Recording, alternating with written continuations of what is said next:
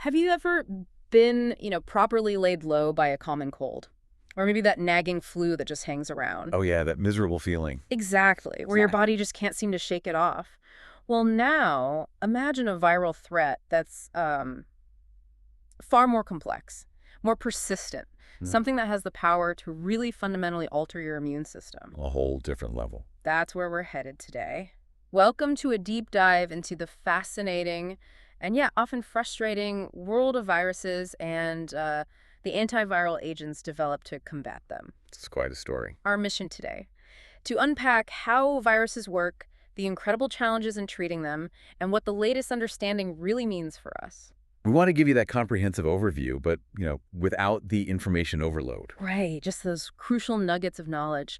We're going to explore why these microscopic invaders are so incredibly difficult to target. And the different strategies treatments use. Yeah, and we'll even look at some, well, powerful real-world stories of living with a significant viral infection. Let's unpack this. So when we talk about viruses, it's easy to sort of lump them in with bacteria or other germs, but they are fundamentally different, aren't they? Oh, absolutely. Their unique nature makes them particularly challenging opponents, both for our bodies and for medicine. How so? Well, what's fascinating here is just how unique they are. I mean, they cause such a variety of conditions, right?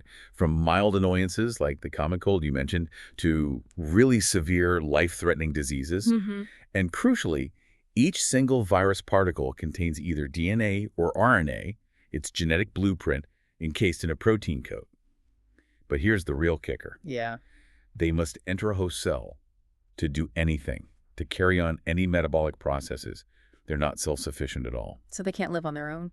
Not really, no. Think of them like master hackers. They don't bring their own computers. They break into yours, take over your operating system completely, Okay. and force your machine to churn out copies of themselves, eventually destroying your hard drive. Yeah. That's basically what a virus does to your cells. Wow. Okay, that's a vivid picture. And that process highlights why it's so difficult, to develop effective drugs that destroy the virus without harming the human host cell itself. Because it's inside our cells. Exactly. Right. If we connect this to the bigger picture, this is a critical difference that makes antivirals distinct from, say, antibiotics.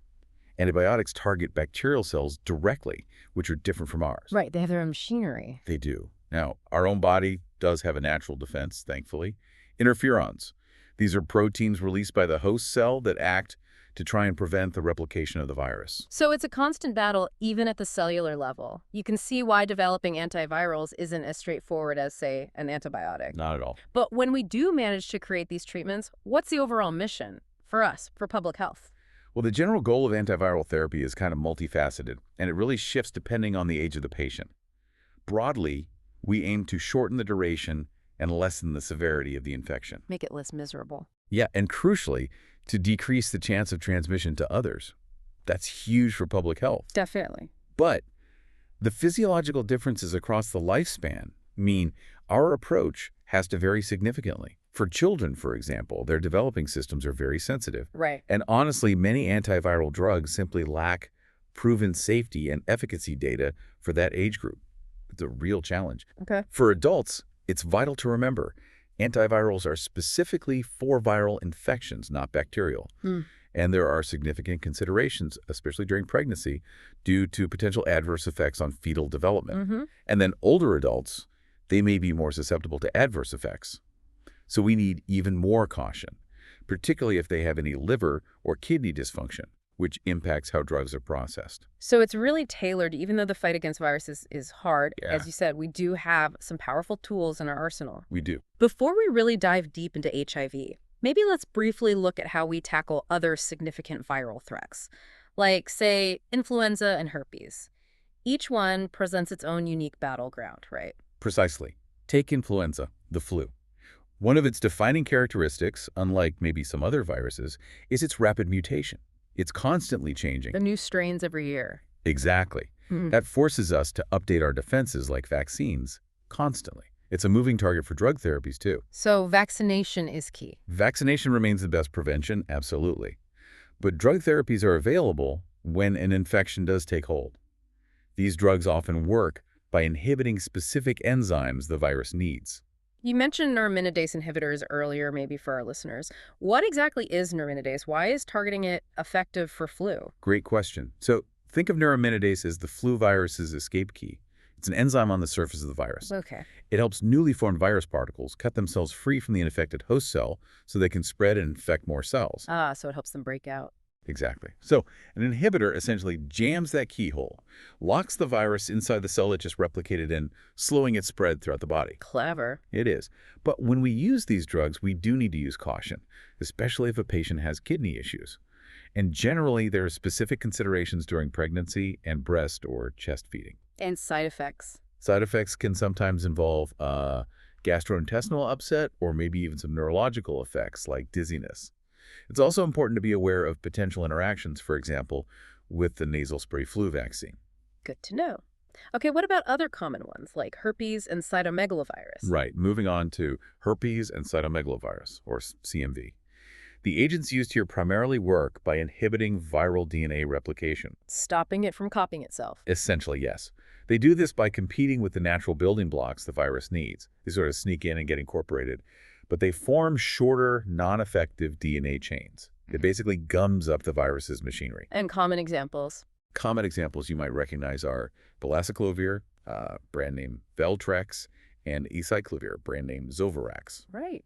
What's striking about some of these drugs, though, is their potential for toxicity. So extreme caution is needed, especially during pregnancy or lactation. Okay. Also, pre-existing kidney disease or certain central nervous system disorders are often contraindications, things we have to watch out for. And the side effects there. Adverse effects can range pretty widely, from common issues like nausea, vomiting, headache, to more serious concerns impacting neurological function or, again, the kidneys. So monitoring is key. Absolutely. And it's always crucial to review all medications a patient is taking, as these antivirals can have significant interactions with other drugs, especially those that also affect kidney function. Makes sense. And you mentioned locally active ones too. Yes, finally, we have locally active antiviral agents. These are different again. They work by interfering with normal viral replication and metabolic processes directly at the site of infection, rather than systemically throughout the body. Like a cream for a cold sore. Exactly like that. They're indicated for specific local viral infections. Now, while they're not generally absorbed systemically, we still use caution if someone has known allergic reactions to any topical drug. And, important point, they should never be applied to open wounds. Okay. And side effects are just local. Usually, yes. The main adverse effects tend to be local. Yeah. Maybe some burning, stinging, or discomfort right where you apply it. Got it. Okay, so that gives us a sense of the broader landscape. Now, let's shift our focus. Let's dive into that particularly challenging virus, the one that really changed our understanding of disease and immunity, HIV. Right, HIV. This is where things get really interesting, as you say. This virus presented an entirely new level of complexity. So what makes HIV so different? Well, HIV, the human immunodeficiency virus, is an RNA retrovirus. That term retrovirus is key. Retro meaning backwards. Exactly. It has this unique ability to read backwards when it replicates. It goes from RNA, its own genetic material, back to DNA. Which is the opposite of how our cells usually work. Precisely. And crucially, like other viruses, HIV is unable to survive and replicate unless it's inside a living human cell. It needs our machinery. And it targets specific cells. Yes. Its primary target within our bodies is the CD4 plus T cell. These cells are absolutely crucial for our immune system to function properly. They're like the generals of the immune army. Okay. HIV gets into these cells and destroys them. And the destruction of these CD4 cells by HIV results in immune deficiency over time. Which is why the CD4 count is so important in monitoring. Exactly. The CD4 cell count becomes a key indicator of immune function, of how healthy the immune system is in those with HIV.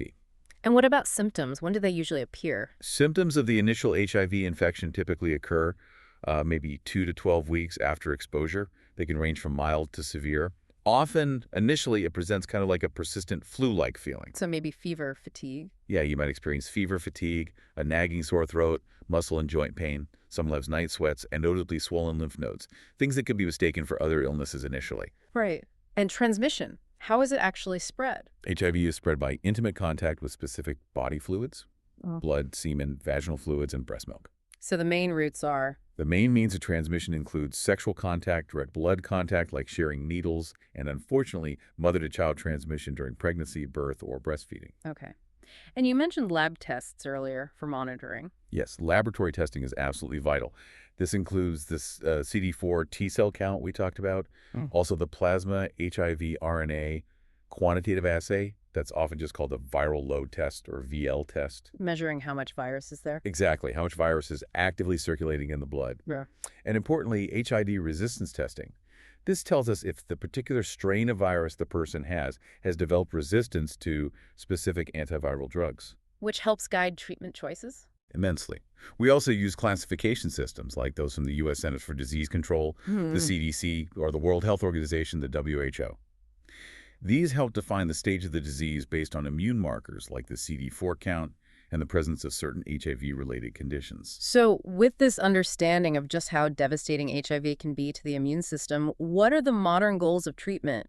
Have those objectives shifted significantly over the years since the epidemic began? Oh, they absolutely have. Dramatically. It's really evolved from, initially just trying to prolong life by a few years to now aiming for full long-term suppression and even preventing transmission. It's remarkable progress. So, what are those main goals now with ART at antiretroviral therapy? The treatment goals of ART are ambitious and truly life-changing. First, the primary goal is to reduce HIV-associated illness and death, keep people healthy. Makes sense. Second, to restore and preserve immunologic function, essentially allow the immune system to rebuild itself as much as possible. Get those CD4 counts back up. Exactly. Third, a newer understanding is to decrease inflammation and immune activation throughout the body, which we now know HIV causes even when suppressed. Interesting. And finally, a critical public health goal that has emerged is to prevent HIV transmission. Mm-hmm. The concept of undetectable equals untransmittable, or UEP. Which means if the virus is suppressed by medication, it can't be passed on.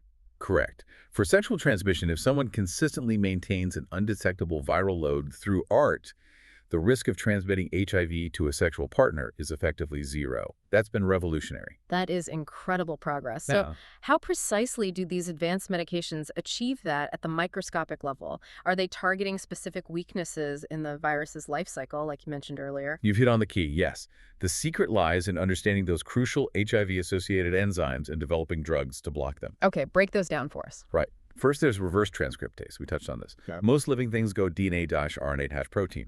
HIV, being a retrovirus, brings its own enzyme, reverse transcriptase, to go RNA-DNA. The reading backwards step. Exactly. It's like, imagine a baker taking a fully baked cake, reverse engineering the recipe back into flour and eggs using some special tool, and then using your kitchen and your ingredients to bake a whole new batch of viral cakes.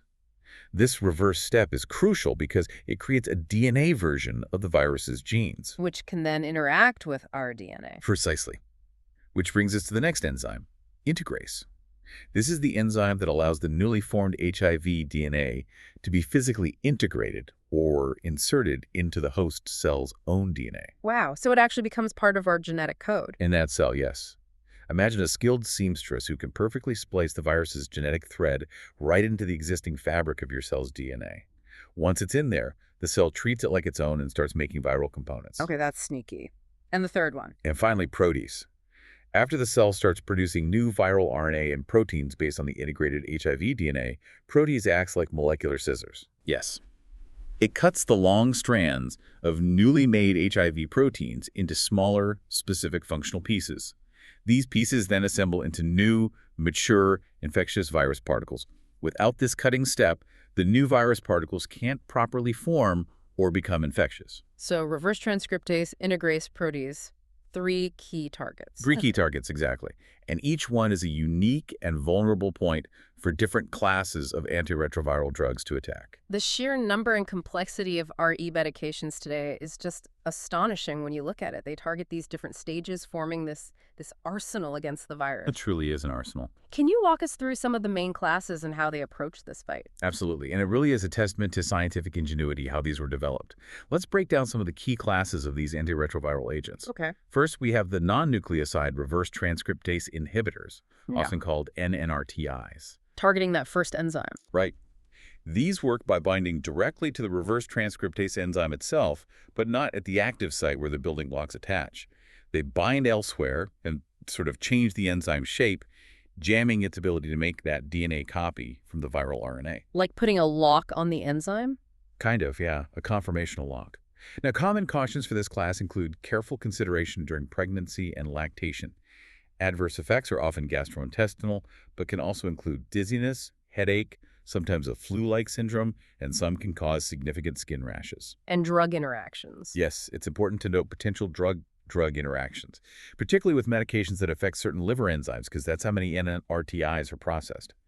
And interestingly, even herbal supplements like St. John's wort can interfere. Wow, even St. John's wort. Okay, what's the next class? Next are the nucleoside reverse transcriptase inhibitors, or NRTIs. These were actually among the first successful HIV drugs. So they also target reverse transcriptase. They do, but in a different way than in NRTIs. NRTIs work by acting as faulty building blocks. They mimic the natural nucleosides that reverse transcriptase uses to build the DNA chain. Ah, decoys. Exactly. They compete with the real building blocks, get incorporated into the growing viral DNA chain, but because they're faulty, they stop the chain from getting any longer. Chain termination. Got it. Like putting in the wrong puzzle piece so you can't finish the puzzle. Perfect analogy. For NRTIs, cautions include considerations for pregnancy, breastfeeding, and any pre-existing liver dysfunction or bone marrow suppression, as some can affect blood cell counts. And side effects here. Adverse effects can range from hypersensitivity reactions in some cases to more serious issues like pancreatitis, liver enlargement, or neurological problems like peripheral neuropathy. Like in NRTIs, they can interact with other medications. So if I'm understanding this, both NRTIs and NNRTIs hit reverse transcriptase, but just in different ways. One jams the enzyme, the other provides bad building blocks. You got it. Two different strategies targeting the same critical step. Okay. These are potent drugs. Are there any general trends and side effects across the classes that listeners should be aware of? That's a great point. You're right, many of these powerful drugs do share some common themes in their side effects. Gastrointestinal upset, nausea, diarrhea is frequently reported across several classes. Headaches or fatigue can also be common initially. Okay. But what's really striking and why monitoring is so crucial is the potential for more specific or serious issues depending on the drug class. Things like liver toxicity, kidney dysfunction, metabolic changes like cholesterol or blood sugar issues, neurological effects, or sometimes severe skin reactions. So it's not trivial medication. Definitely not. That's why patient education, regular lab monitoring, and adherence are so critical. Okay, back to the classes. What comes after the reverse transcriptase inhibitors? Right, moving on through the life cycle. Next, we have the protease inhibitors, or PIs. Targeting those molecular scissors. Exactly. These drugs block the protease enzyme. They prevent it from making those necessary cuts in the newly produced viral proteins. So the virus particles still get made, but they're immature and non-infectious. They can't properly assemble. They're duds. Essentially, yes. Duds. Cautions here include potential issues with hepatic dysfunction and careful monitoring if a patient is also on anti-diabetic drugs, as PIs can affect blood sugar. And side effects for PIs. Adverse effects can involve GI issues again, changes in liver function tests, elevated cholesterol and triglyceride levels that's quite characteristic of PIs, and sometimes a redistribution of body fat called lipodystrophy. And because they're heavily metabolized by a specific liver enzyme system, the cytochrome P450 system, particularly CYP3A4, Okay. they have a really complex web of drug interactions. Checking with a healthcare provider or pharmacist about all other medications, including over-the-counter and herbal ones, is absolutely vital with PIs. Right, that sounds complicated. What other strategies are there? Well, there's the fusion inhibitor class. There's currently only one drug in this class, enfuvirtide. It takes a totally different approach. How does it work? It acts like a barricade. It binds to a protein on the surface of the HIV virus itself and prevents the virus from fusing with the human cell membrane, which is the first step to getting inside the cell. So it stops it at the door. Exactly. Stops entry. It's administered by injection twice daily, which can be a drawback for some. Okay. Cautions and side effects. Key cautions involve potential hypersensitivity reactions. It's generally used with caution during pregnancy, breastfeeding, or in patients with pre-existing lung disease. The most common side effects are injection site reactions, pain, redness, nodules. Less commonly, things like insomnia, depression, or even an increased risk of bacterial pneumonia have been noted. So another approach entirely. Yes. And related to blocking entry, there's another class, CCR5 core-receptor antagonists. CCR5, what's that? CCR5 is a type of receptor, a docking site, on the surface of our immune cells, specifically CD4 cells. Most strains of HIV need to bind to both the main CD4 receptor and a co-receptor, usually CCR5, in order to enter the cell. Ah, like needing two keys to open the door. Exactly like that. So CCR5 antagonists block that specific CCR5 receptor site on the human cell. The virus can still bind to CD4, but if it can't also bind to CCR5, it can't get in. Clever. But does it work for all HIV? Good question, no. Yeah. It only works against strains of HIV that specifically use the CCR5 co-receptor, which needs to be determined by a special test called a tropism assay before starting the drug. I see. Cautions. Cautions include potential hypersensitivity reactions, it's generally avoided during breastfeeding, and careful use in people with pre-existing liver disease is needed. Side effects. While often well tolerated, a significant potential adverse effect, although rare, is severe hepatotoxicity, liver damage. So liver function monitoring is important. Other effects can include CNS effects like dizziness or upper respiratory infections.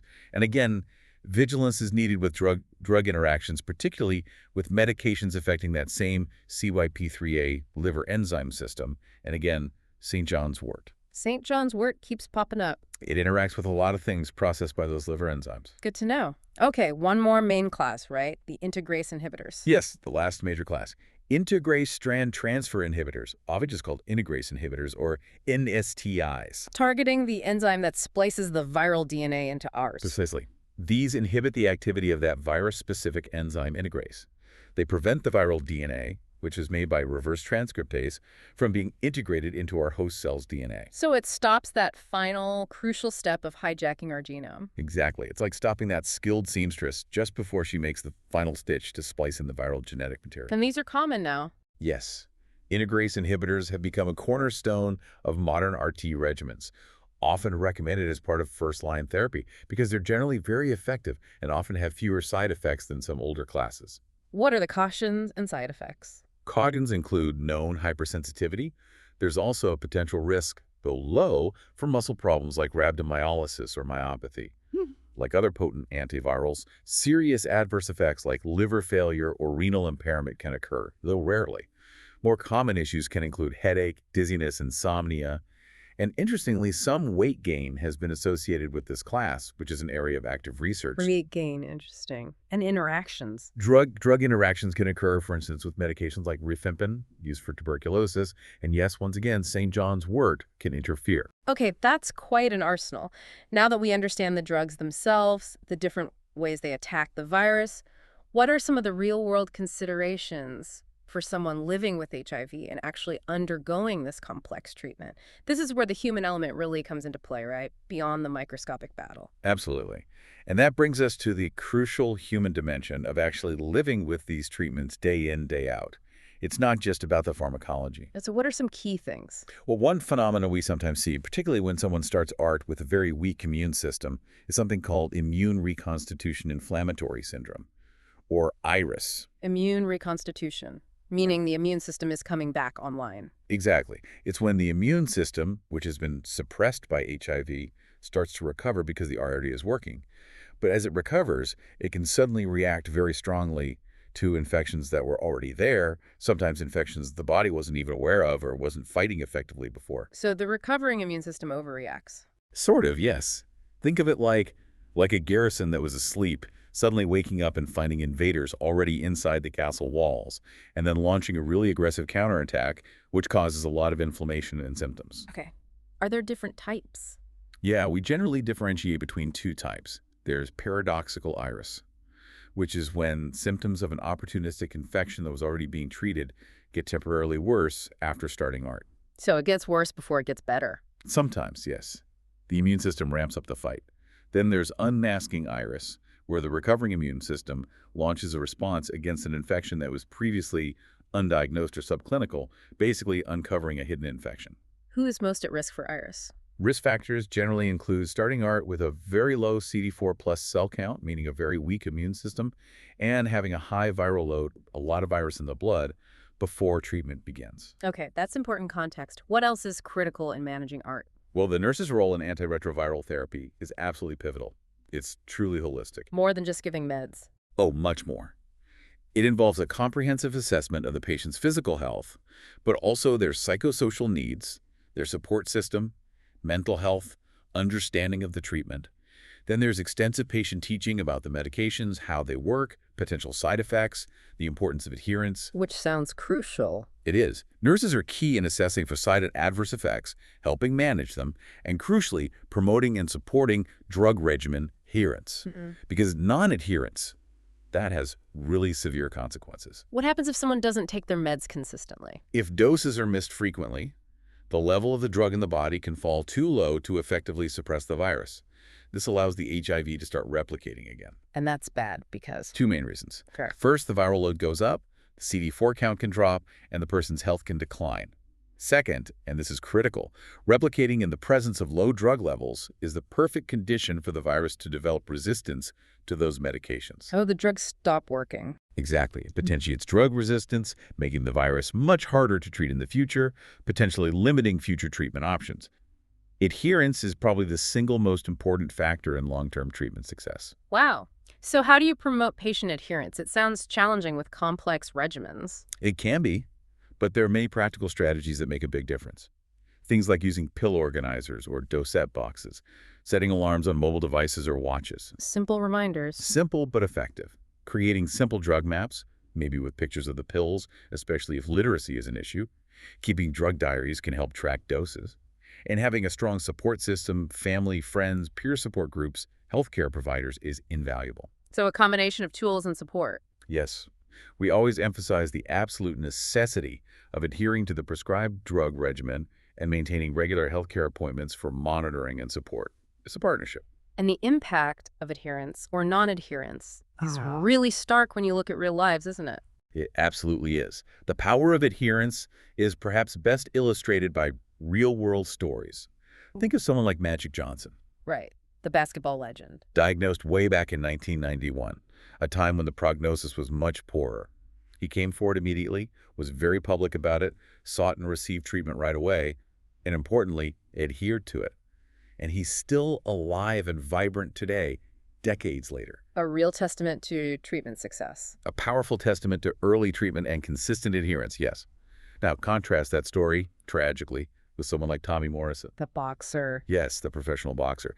He tested positive for HIV in 1996, but he publicly denied the results, often calling them false positives.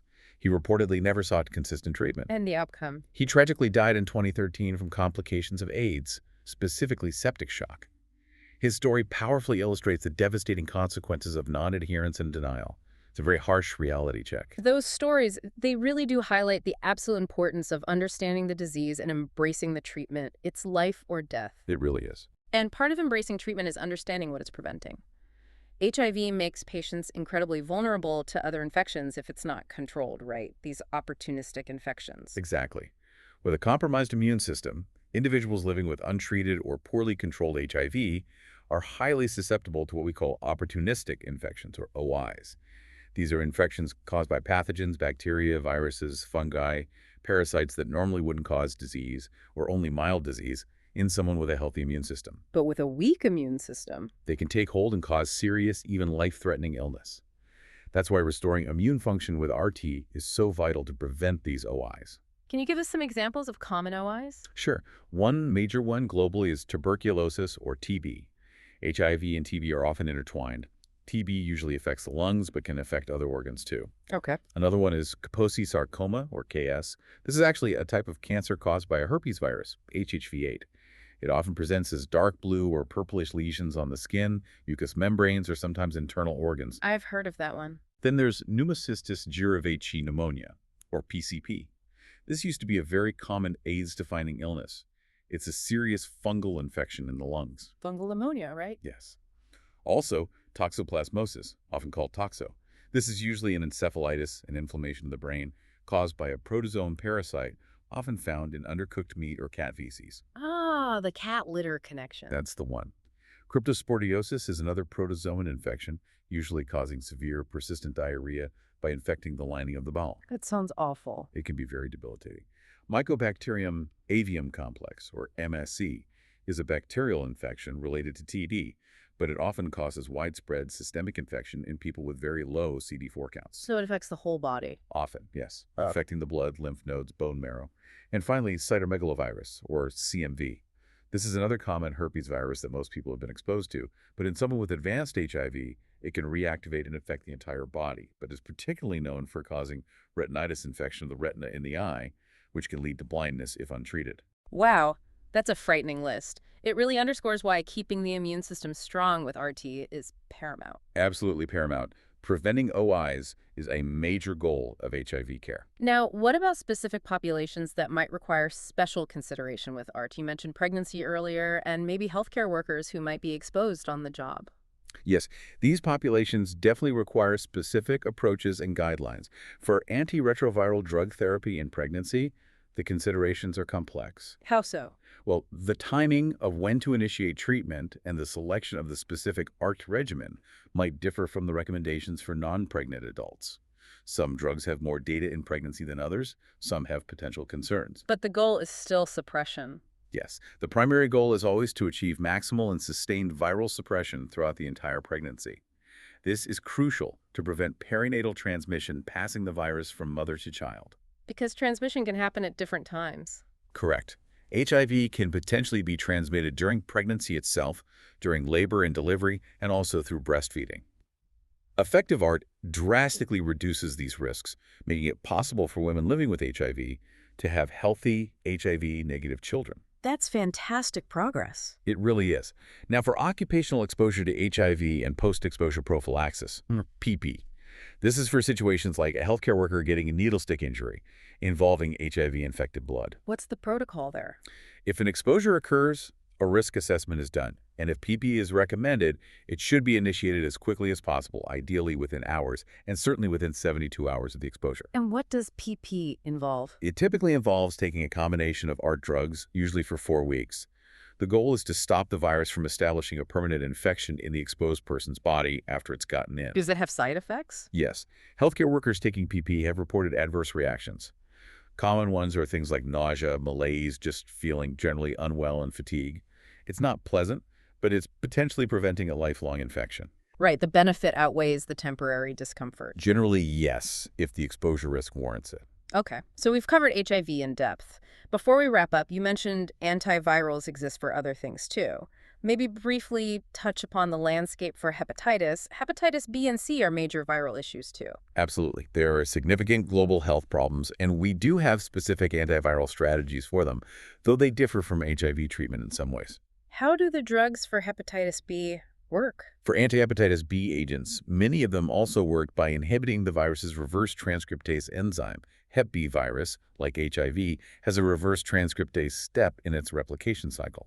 They also cause DNA chain termination, similar to the NRTIs used for HIV. Interesting parallel. Cautions. Cautions include use in people with pre-existing kidney or severe liver disease, considerations during pregnancy, and importantly for some Hep B drugs, if the person also has HIV co-infection, it needs very careful management because some drugs treat both, and stopping them could affect the HIV.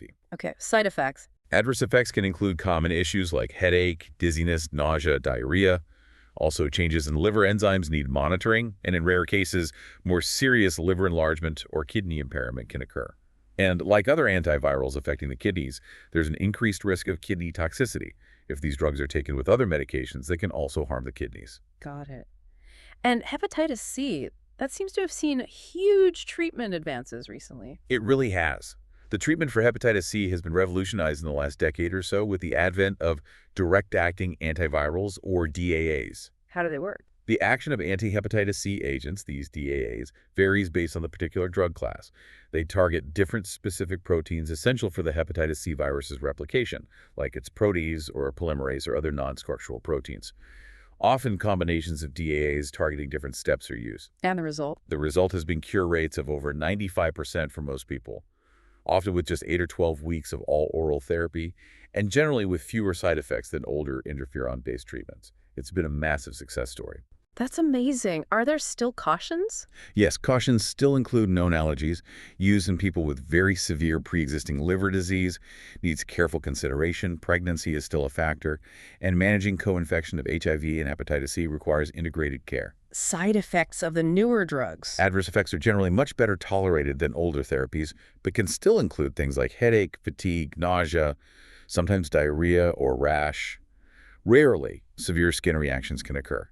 And again, complex drug interactions are possible, especially with other antiviral protease inhibitors. And yes, St. John's wort can be an issue here too. Always watch out for St. John's wort. It seems so. Okay. Yeah. Wow. We have really taken a truly deep dive today into this microscopic world of viruses and the incredible, honestly, human ingenuity required to fight them. It's quite something. From the basic characteristics of how a virus works, or rather, how it makes us work for it, all the way to the complex targeted therapies for HIV and the breakthroughs in hepatitis C, it's clear this field is constantly evolving. It really is. Yeah. And beyond just the science, I think a crucial aspect to grasp is that delicate balance we talked about, trying to prevent viral replication while protecting the host cell, protecting the person. Yeah. The stories of adherence, the contrast between those who engage with treatment and those who don't, and the ongoing research. It all just underscores how critical continuous understanding and application of this knowledge are for individuals and for public health. So what does this all mean for you, listening in? As you consider the remarkable progress we've made against viruses like HIV, maybe think about how these core principles, viral replication, how drugs target specific steps, the problem of resistance, how they apply not just to these major threats, but perhaps to other common infections too. Yeah, even the common cold or flu, the principles are related. Right. This deep dive into antivirals isn't just about memorizing specific medications. It's really about appreciating this constant evolving dance between our bodies, these tiny invaders, and the relentless scientific pursuit of health. A dance is a good way to put it. So maybe a final thought to leave you with. What new viral challenges do you think humanity might face next? And how might our understanding of this basic science, how viruses work, how drugs fight them, how resistance emerges, how might that prepare us for whatever comes around the corner? Something to ponder.